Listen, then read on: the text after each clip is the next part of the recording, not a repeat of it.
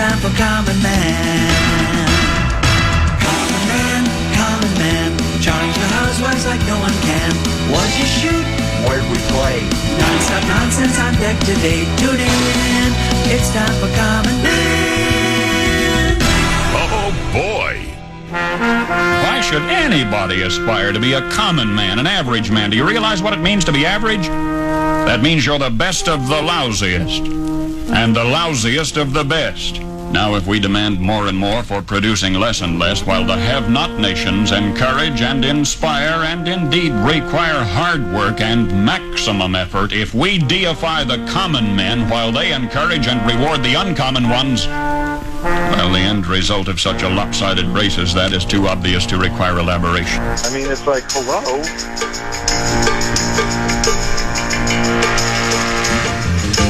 Well done, young man! That is a cold-blooded connection! You know, sometimes when you practice, you'll set up chairs. You know, and you run through chairs just to show zones and stuff. The Viking defense looks like it's chairs. All the defensive backs covering are just atrocious today for the Minnesota Vikings. Yeah, kid.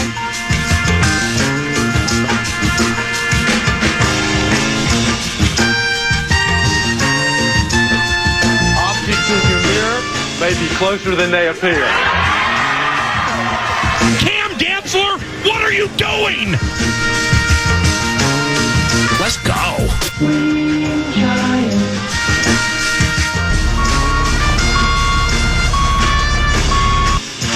I'm going to say something controversial. That's interesting.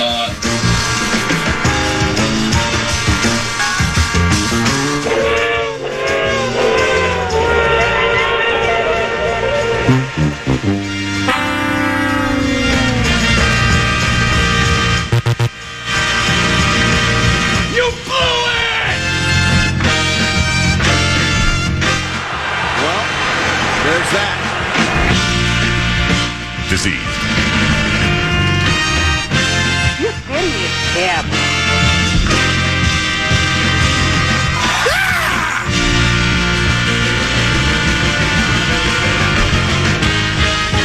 I'm unlimited. Mr. Unlimited. Tampa Bay. Let's play! He said,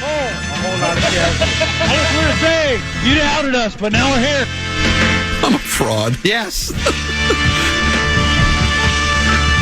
He's the clown from Brown. He's the fourth in the north.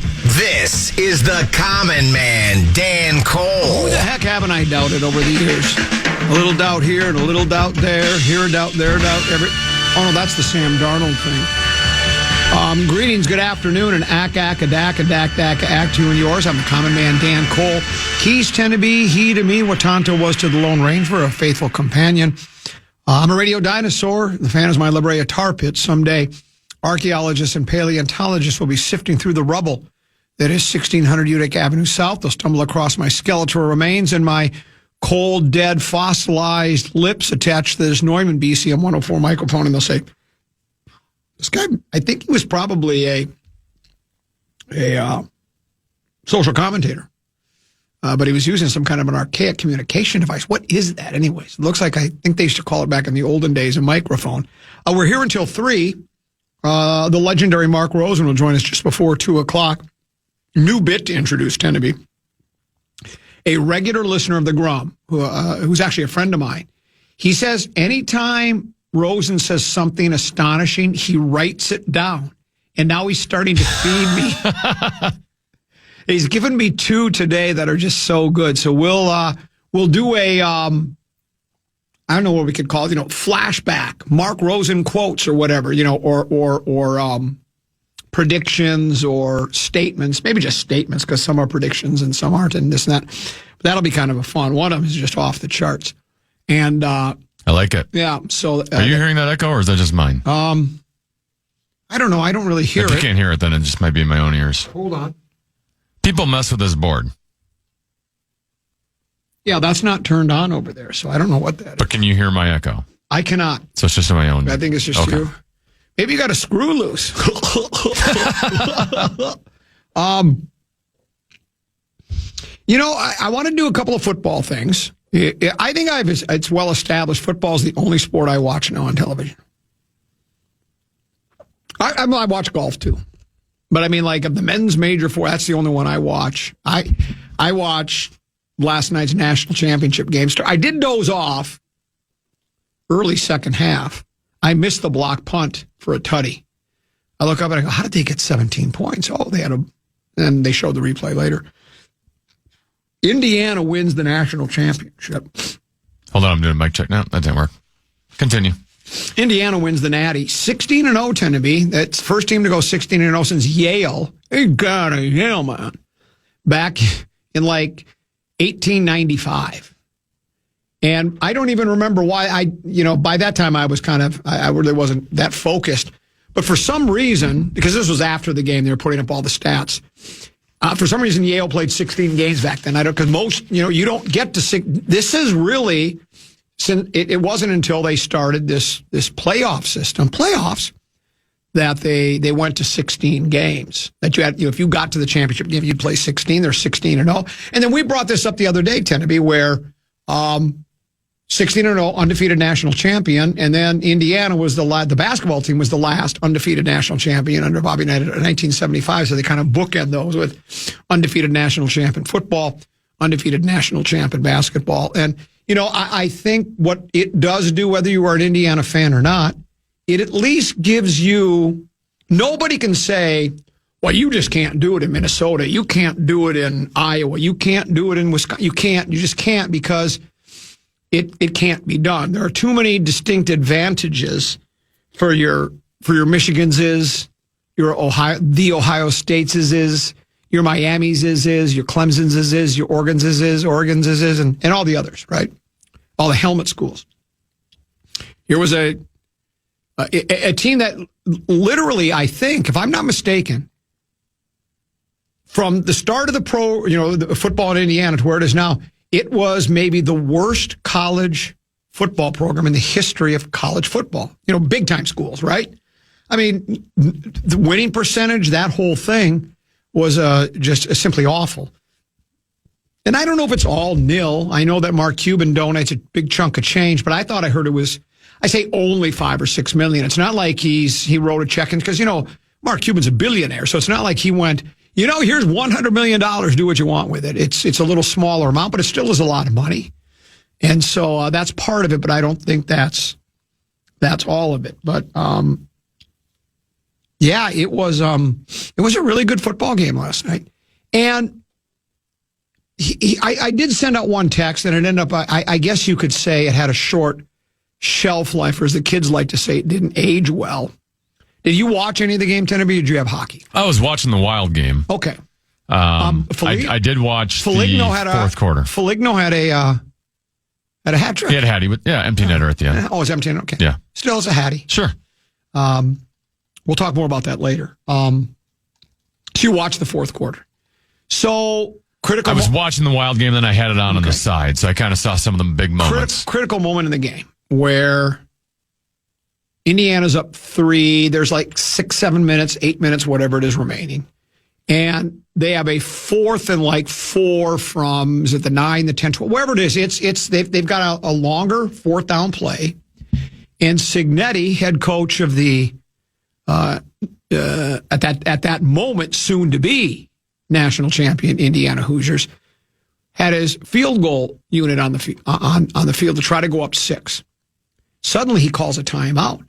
He goes out on the field. They discuss it. He brings his field goal team off the field, puts the offense back on, and pretty gutsy, Tenneby. He calls a quarterback draw, and Mendoza takes a couple of steps back, goes forward. He zigs, he zags, he turns and he churns. He bounces off a couple of guys and dives into the end zone. Tutty. Crowds on their feet, kick the extra point, up 10. It looks like at that point, they probably got it locked up, going for the tutty at that moment instead of the field goal. Gutsy call, too, right? Sure. Really gutsy call.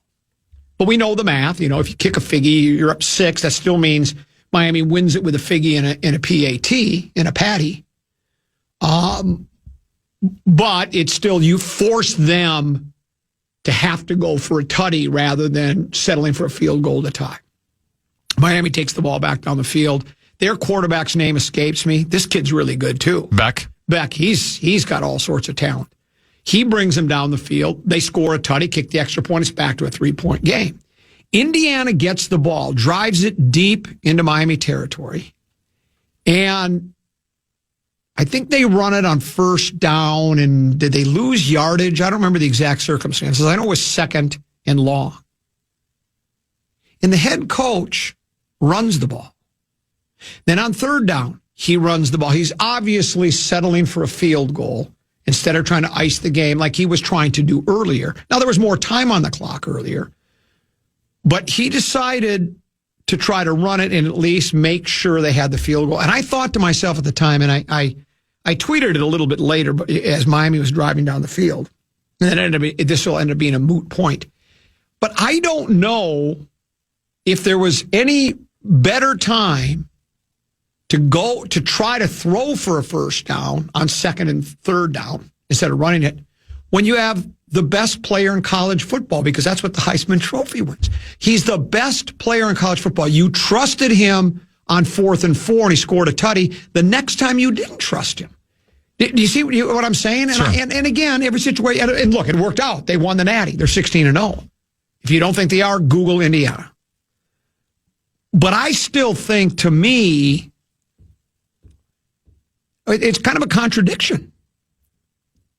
And it wasn't like, well, he was just a really good player. He's the best player in college football. By definition, winning the Heisman means you're the best player in college football. But it didn't work. It worked out. Miami went down the field. They threw an interception deep, and that was the end of the game. But I found that odd that he was that he made that decision. But all's well that ends well. I do know there would have been questions had Miami tied the game there and went on to win the game. Sort of like with Ben Johnson when he had an opportunity after they tied it on the. By the way, I see texts coming into the Paul Allen Project, and I've seen on message boards on game stories. Well, we'll talk about this a little bit later. But anyways, they would have. There would be many more questions had Miami tied that game, or scored a tutty and then kicked the extra point and won. I think that the questions would have loomed large. Why did you throw? Why did you run those 2 times instead of at least giving your, because you tell the kid too, he's the Heisman Trophy winner, is really good. You tell him, look, I want you to try to throw for a first down so we can ice this game. However, don't take a sack and just throw it out of play if you don't have anybody. And the kid's pretty good. I think he could have pulled that off. But nonetheless, Indiana wins. It gives hope to downtrodden programs, I would think, like the Minnesota Golden Gophers. We'll break. We'll come back. Peek at the purple on the other side of the break, and more. A couple of other football things that happened over the weekend we didn't talk about, tend to be that I think would be make some interesting fodder. So we'll do that. But right now, Tennessee also has a keyword to try to put $1,000 on somebody's hand. Yeah, the fan wants to give you a shot to win bonus bucks with our national cash contest. Enter the keyword pay at KFAN.com now for a shot at winning. That keyword is pay. Enter now at KFAN.com.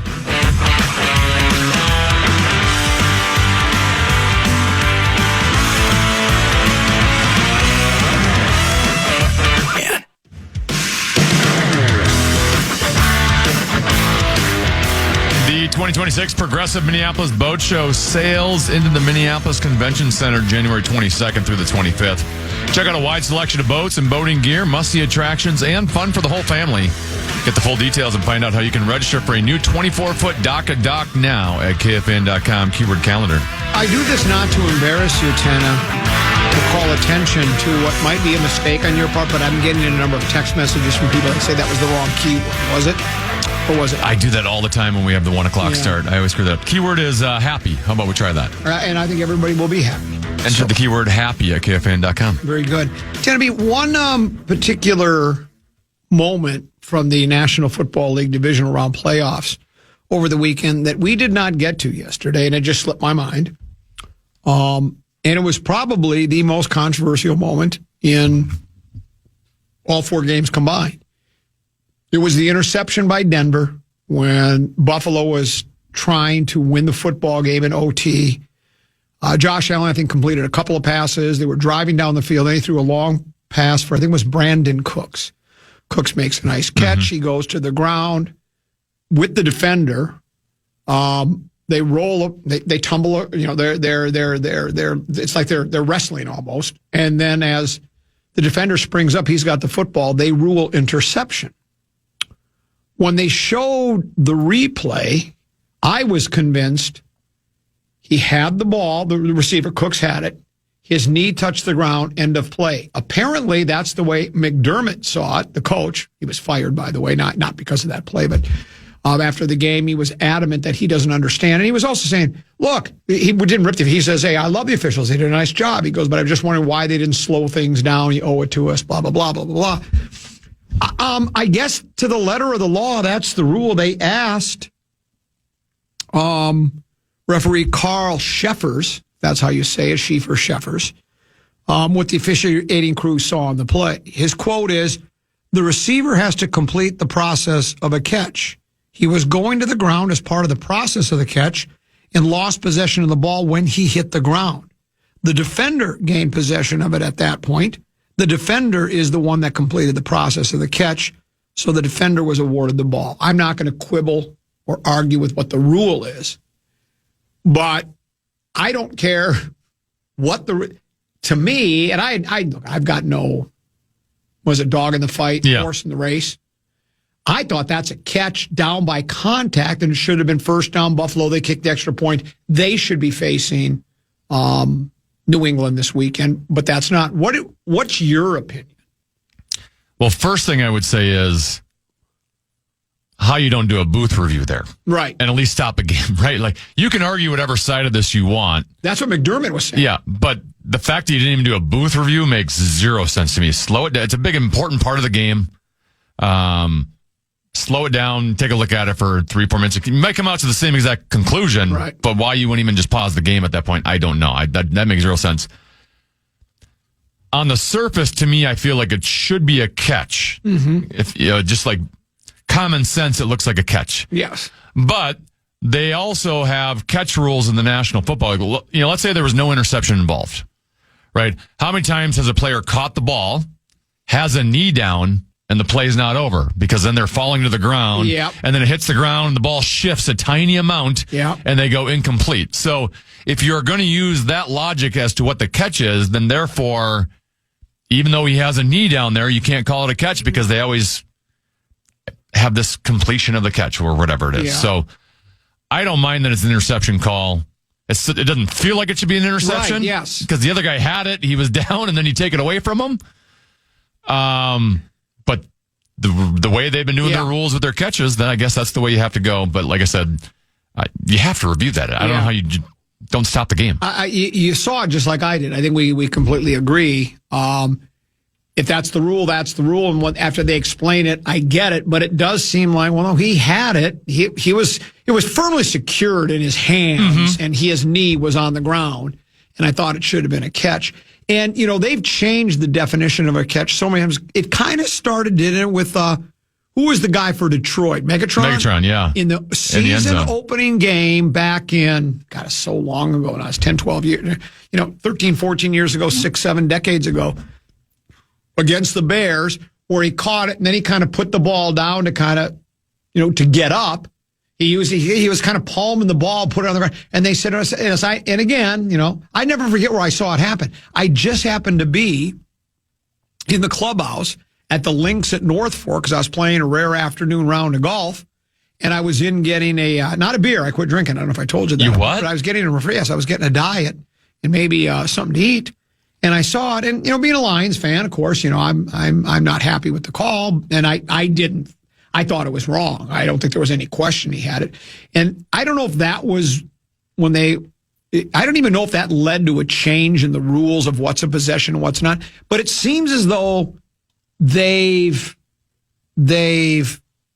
changed the rules. I remember there being a playoff game, and I felt like it was the Rams or maybe facing the Rams, where a guy caught it with his arms extended, and it hit the ground. You know, the toe of the ball hit the ground, and it never shifted, never moved, but they called it incomplete because the ball hit the ground. He didn't have his hands under it. It's like, well, no, he has possession of it, and the ball didn't move. Yeah.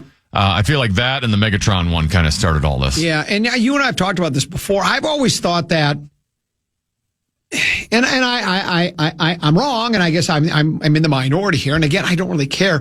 But to me, if any part of the ball touches the ground, to me that just seems like it's incomplete. But like, well, how much of the ball? Then if just a tiny bit scrapes, it should be a catch. So I get all that. I understand. But it's like you just feel like when you watch that play that it's just that shouldn't be the way it is, but that is the way it is. So, and obviously it changed. Not only did it change the outcome of the game, and one team gets to the conference championship, the other one doesn't, cost a coach's job, because had they won that game, he's still coaching, right? I mean, at least for another week.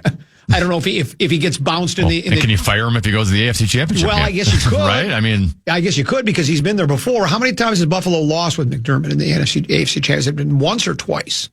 Because they've gotten there. I mean, they got the playoffs 8 times under him. Yeah, so he may have gotten. You know, they could have already decided it's big game or bust, or we're going to get rid of this guy. But yeah. So, but it's not only cost him a job, but like the narrative will continue that Josh Allen can't win in the big game, which I had said was BS before this year. Yeah. Because I still go back to the Chiefs game in which he gave his team the lead with 14 seconds left to go, and your defense blew it, and then they didn't get the ball in overtime, so he didn't even have a chance. He was brilliant in that game. He put up 30 points against a really good Denver defense in this one, and then you have that interception play go against him. Yeah, and that's why those narratives where you make conclusions, and I mean, now I will say this is numerous playoff appearances without getting to the big game. So if you want to make the argument that he can't win the big game, I guess I could listen to it, but I tend to agree with you that, well, you look at the Kansas City game, and there are so many extenuating circumstances. Sometimes it's, well, like last night, the left tackle for Indiana flinched. It's 2nd and 1 inside the 10-yard line. If they get a first down, it's over, because there's only 2 timeouts left for Miami. They run out the clock. I mean, Tennessee, that flinch he made, you saw it, right? I mean, it's like, you know how guys, guys that like the superstar Mike Morrises of the world that are really strong, they can get their pecs to move, right? You know what I'm saying? They can just make them. Yeah. That's basically what that was. His bicep. Like a spasm. His bicep spasmed, and they threw a flag. Well, they pushed him back 5 yards, and that led to them trying a couple of runs instead. It's that could have cost the entire game. So there you go. Let's pause, come back. I got a couple of other items. We'll do some tap dancing up until just before 2, and then the legendary Mark Rosen will join us right here on the Common Man program on the Fan.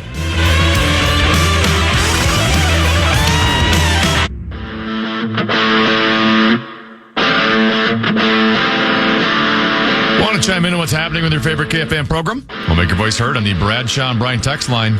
Let us know what you have to say by texting your message to 64686. That's 64686. Standard message and data rates apply.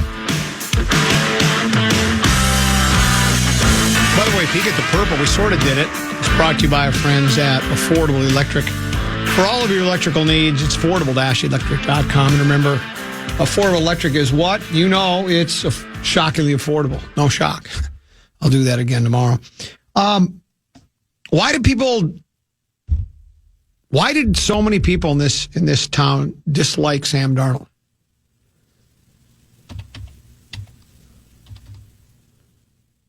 I don't know. He played well while he was here. He didn't do anything that should have been. I think he probably wanted to return. He did, but he got a much more lucrative offer somewhere else. Yeah. Well, the Vikings didn't want to match it. That was the thing. They didn't want him. It was more in the Vikings. I'm sure Sam would have stayed here. The Vikings made him an offer he couldn't refuse. Suan's at it.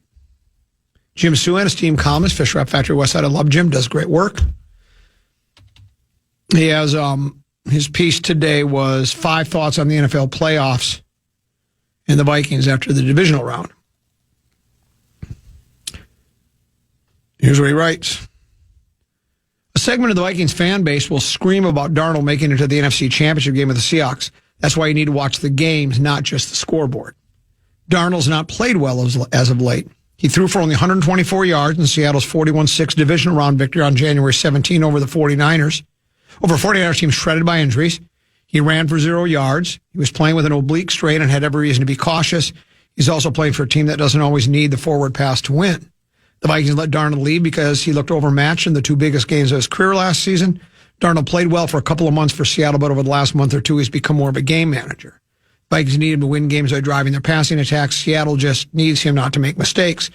Darnold made the best decision of anyone in the free agent market. He picked a powerhouse team that can win even when he doesn't play well. Yeah, Sam made a great decision. I'm sure he's very happy with where he's been. I just think there are people that are into that. It goes back to, unless you have the gaudy, flashy stats, the fantasy football stuff, quarterback isn't any good. That's why I'll take Eli Manning every single time in a big game. Every single time. Eli Manning doesn't have the flashy stats. Tend to be, you're amongst the many people that don't think his complete body of work is worthy of being in the Hall of Fame. And you can make that argument. And probably if you compare it to all the other quarterbacks in the Hall of Fame, his numbers don't. I think he's a 500 quarterback overall.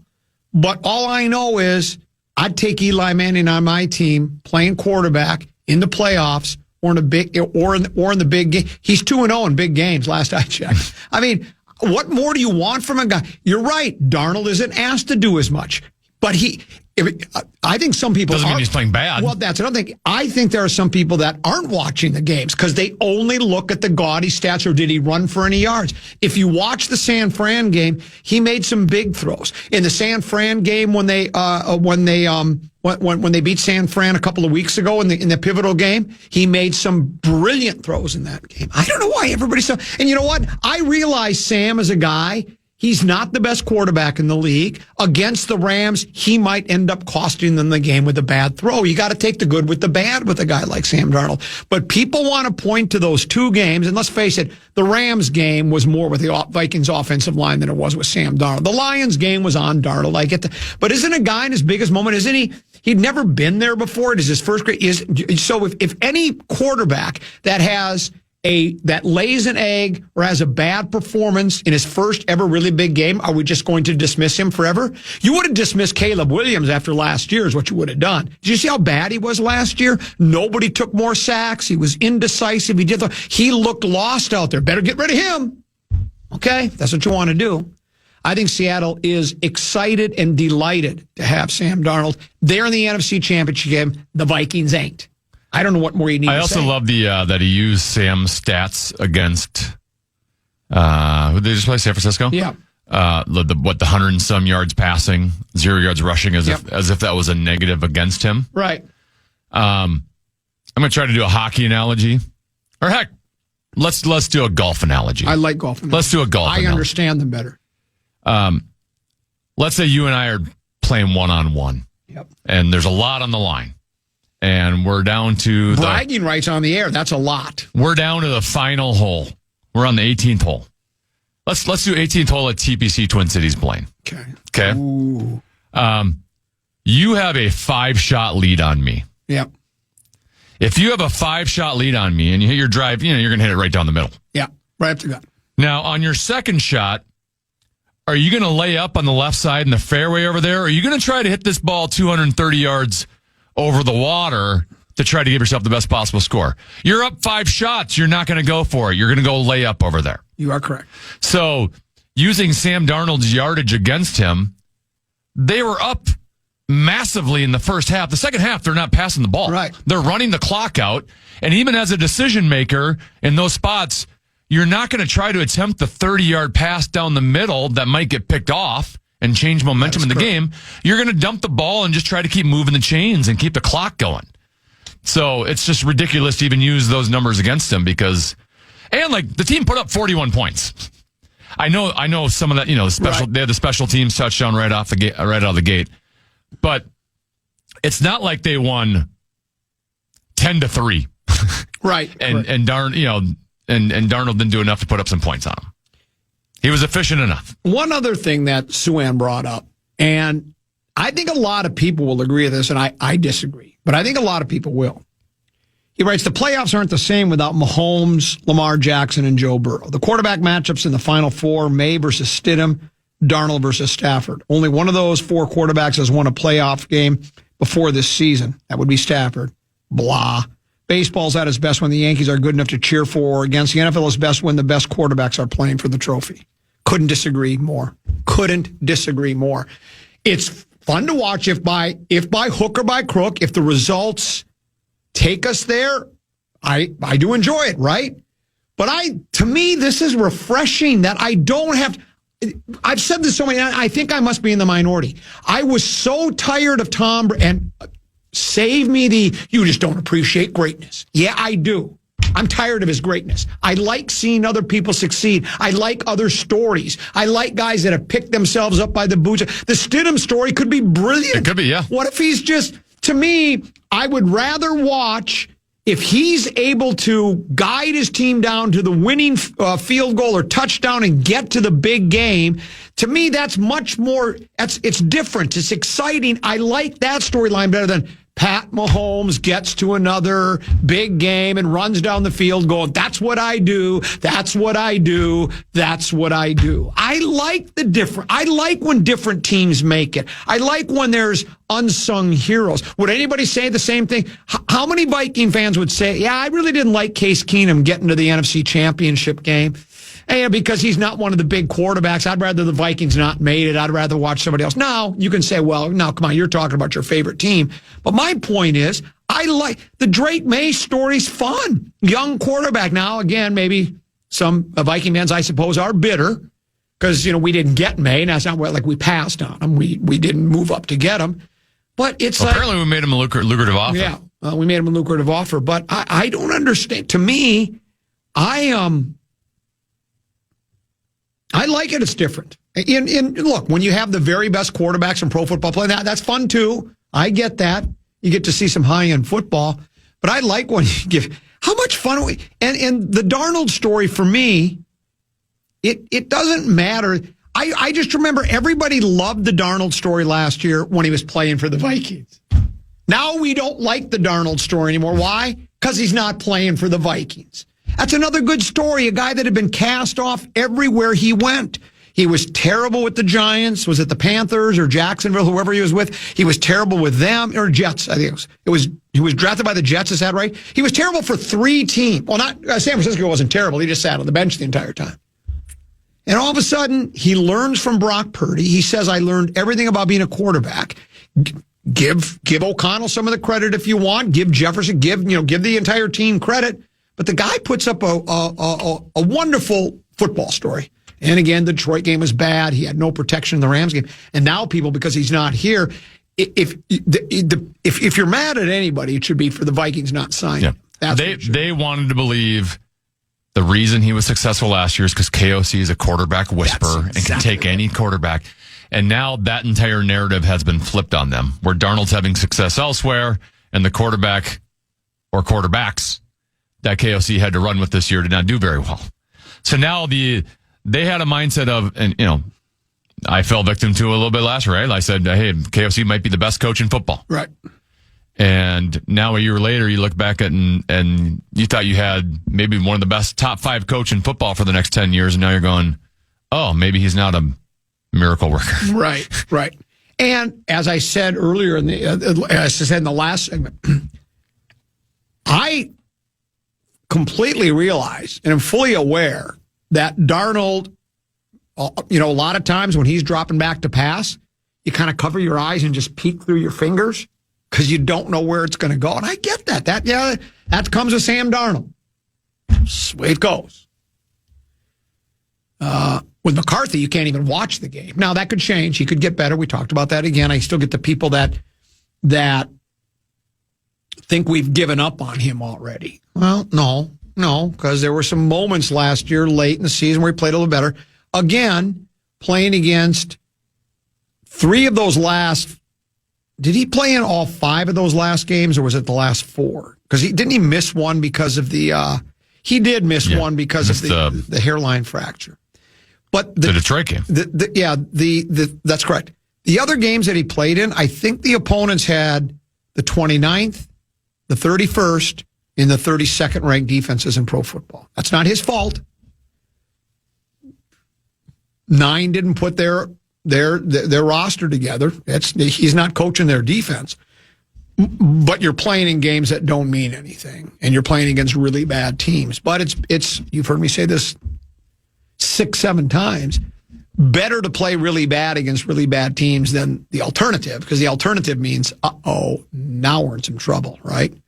But he did, and we'll see how it goes. And I would assume, like everybody else, the Vikings will. I don't know who that backup quarterback will be. We know you're not going to get a guy that wants to start. You're not going to get a Danny Dimes guy. That's the reason he didn't stay, or at least he felt he had a better chance to win the job with the Colts than he did with the Vikings. And I don't think it's because he thought McCarthy was better than Richardson. I think it was because he knew the Vikings had put all their eggs in that McCarthy basket, and that's the guy they wanted because he's our future. We traded up, top 10 pick. This is the guy we want. We're giving him every opportunity to win the job.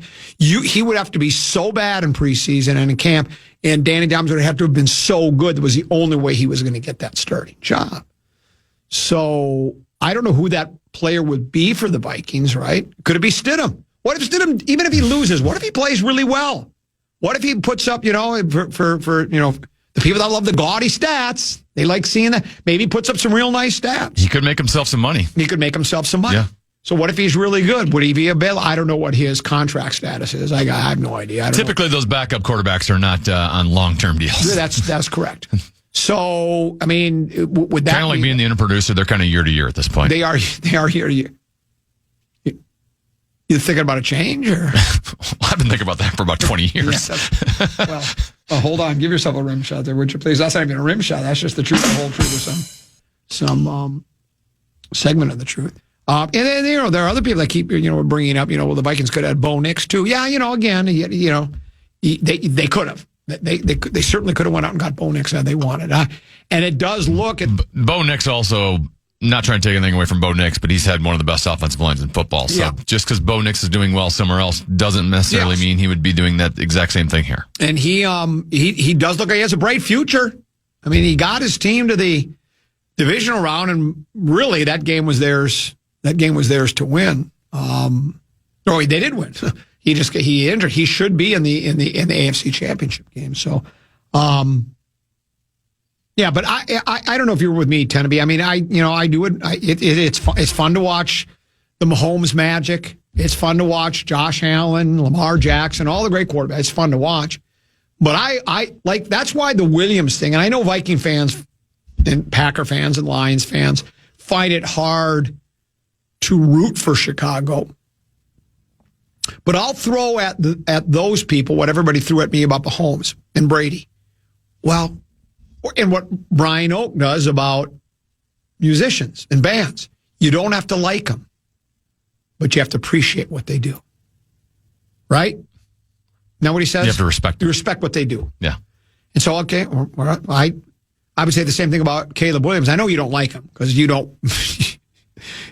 Anybody that's being honest.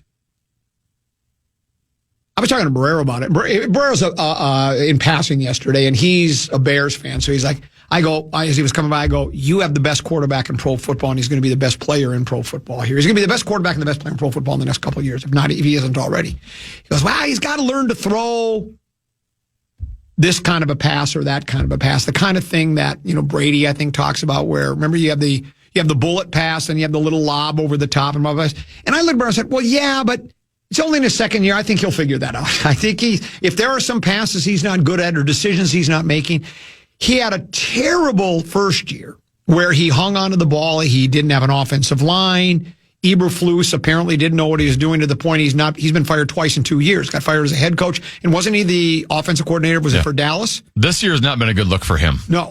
With how much Chicago turned around this year. Exactly. And then you figure, everybody tells me, I don't know, that the Ben Johnson defense is a bit complicated. You've got to burn the midnight oil. You have to put your nose inside that book, like you're studying for an exam.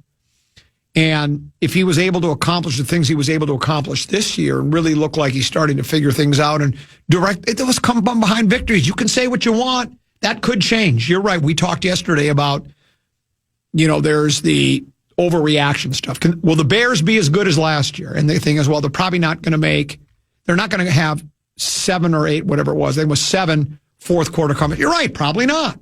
But that still doesn't mean you can't take that away from what he did. He still engineered those comebacks. So he has it in him. That's all I can tell you.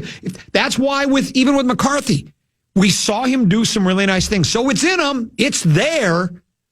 But the trick is, can you do it consistently? Some do a lot of bad things, too. Well, bad things, too. Horrifically bad things. Right. But if you can eliminate the horrifically bad things and continue to build on the good things and do them consistently, quarter in, quarter out, game in, game out, year after, that's where you make your bread and butter and you get the big contracts.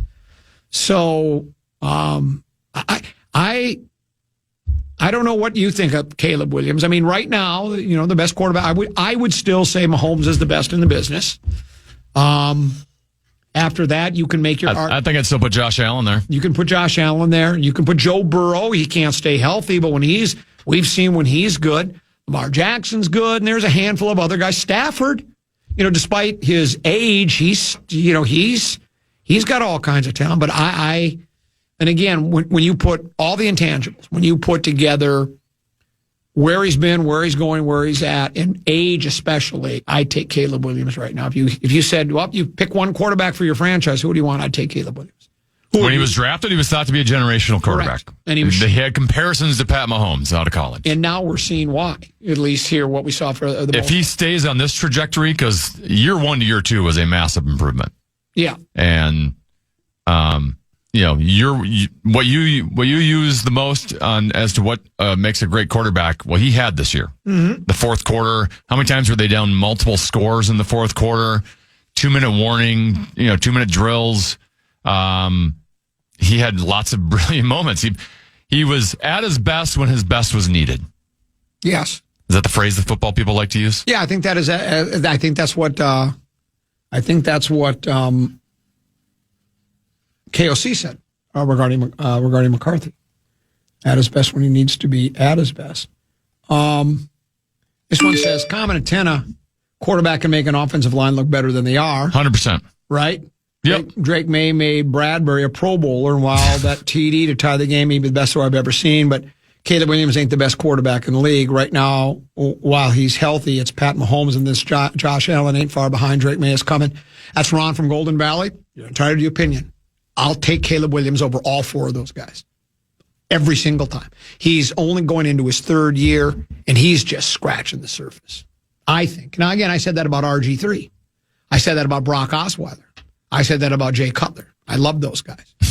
I like Dan Pastorini, still one of my favorite quarterbacks of all time. But I'm just telling you, Caleb Williams. I mean, I can't dispute you. I'd be the general manager that would lose my job because I would do everything I could to get him. He's the guy I would. Remember when the 49ers traded, was it first round to get Fields? Was it Fields? Who was the guy? No, Trey Lance. Trey Lance. I would trade 3 first-round draft picks to get Caleb Williams. Oh, you wouldn't be able to get him. You wouldn't be able to get him. They tried to trade 3 first-round picks to get Drake May before he ever played a snap. Yeah. And they couldn't get him. That's correct. The legendary one, we'll see what he has to say about all this. Anytime, Tenneby, we seem to be on unstable ground here, we always go to the stabilizer, Mark Rose, and he always seems to, he's got that common sense that we always look forward to. So he joins us next here on the Common Man program on the Fan.